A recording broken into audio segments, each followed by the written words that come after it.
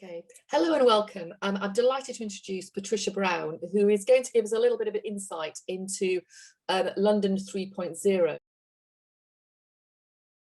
How did you actually get to this point in terms of the development of London 3.0?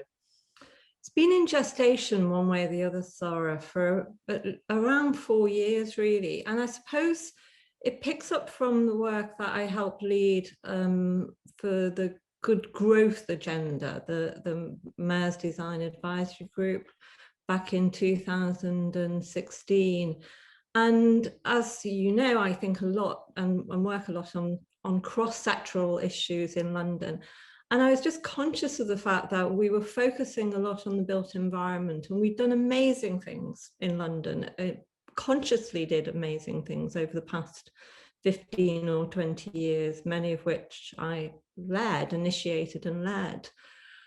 But actually there were forces at work, exogenous forces as well as internal forces like growth and technological change and austerity and a host of other things as well, that were having a real impact on lives of Londoners as well as our built environment. So that was the genesis of it. And I was thinking that we actually needed to take a holistic look at London and its issues to see how we could create a London that worked both physically but also socially and become a much more equitable city than it was. And what's interesting, I think, is during this last 12 months, obviously with the pandemic and other issues, how London 3.0 has now actually become incredibly relevant. So how do you see that interacting with the recovery agenda? So many of the issues that are now in the spotlight because of the recovery agenda were things that we were highlighting, the people who had been gathering around me on London 3.0. We'd been highlighting for quite some time: the social inequality, the space deficit, the idea of quality of life being very undermined for a large proportion of Londoners, while we focused on quality of life for the more affluent Londoners, what I call the sort of the cappuccino and the sourdough bread sort of quality of life.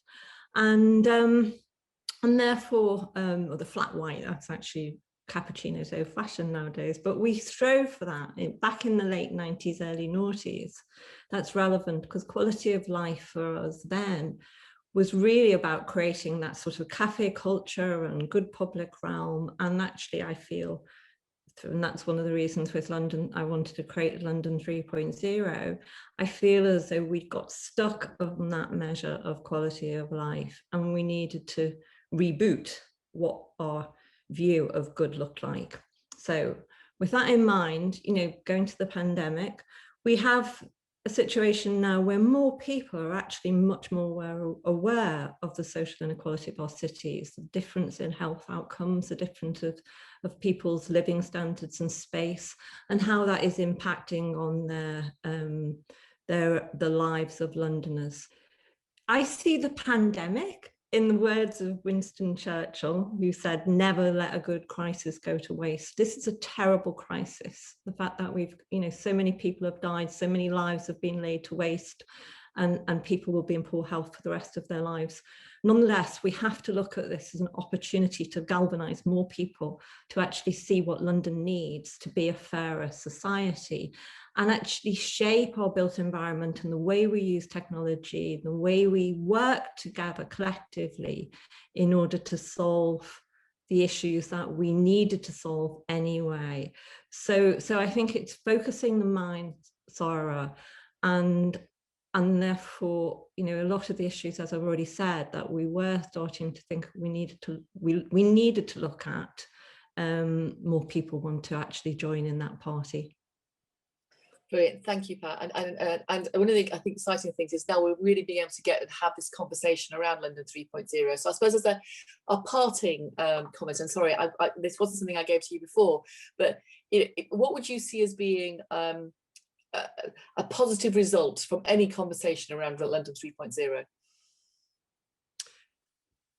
A lot of the work I've done over the past 20 odd years has been focused on change, but changing mindsets have been fundamental to achieving that change, actually convincing or actually showing and helping people understand that they could do something differently and should do something differently, and therefore be the agent of change.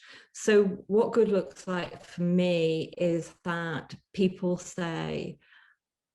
tell us that they are doing something different as a consequence of this, and that they see themselves as the agents of the change that we need to make. Thank you. That's brilliant. And I'm, for one, I'm really looking forward to having that wider discussion and hopefully being part of that sort of agent of change, because I think that's fundamental. Thank you, Patricia. Thank you so much, Sara. Thank you.